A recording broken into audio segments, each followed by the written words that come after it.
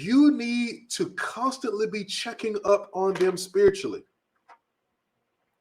I know you're a good preacher, but what you say on Sunday is not enough.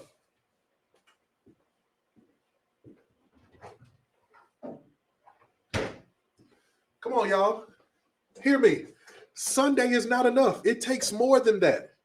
And so you got to check in on your people spiritually, and you got to make sure that they're doing okay, that they are growing, that they're all right. Find out what kind of attacks they're under so that you know how to minister to them.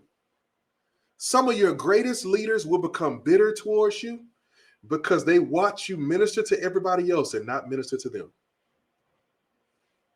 I never learned that lesson until my wife said it to me one time. She said, man, you pour so well into everybody else, but sometimes I want that.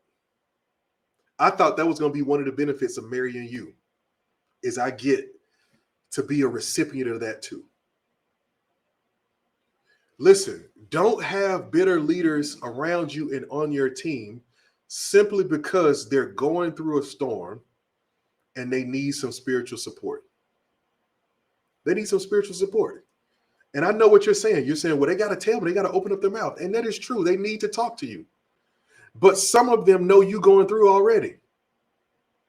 And sometimes the reason they don't say anything is because they know all the other things that people bring to you. And so one of the benefits of being on your leadership team should be access.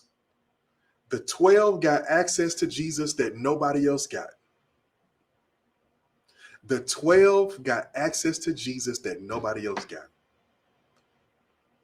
It was a whole lot of people who got sick in Jesus' day.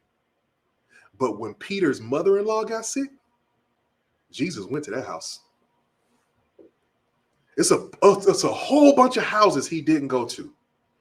But Peter, one of his 12, the one who was walking right there with him, I can't let that be happening in your life and I not get involved in it. And you got to get in line. You got to pour into your people spiritually. Number two, you got to pour into them relationally. You need to know what's going on in their lives and who they are as people.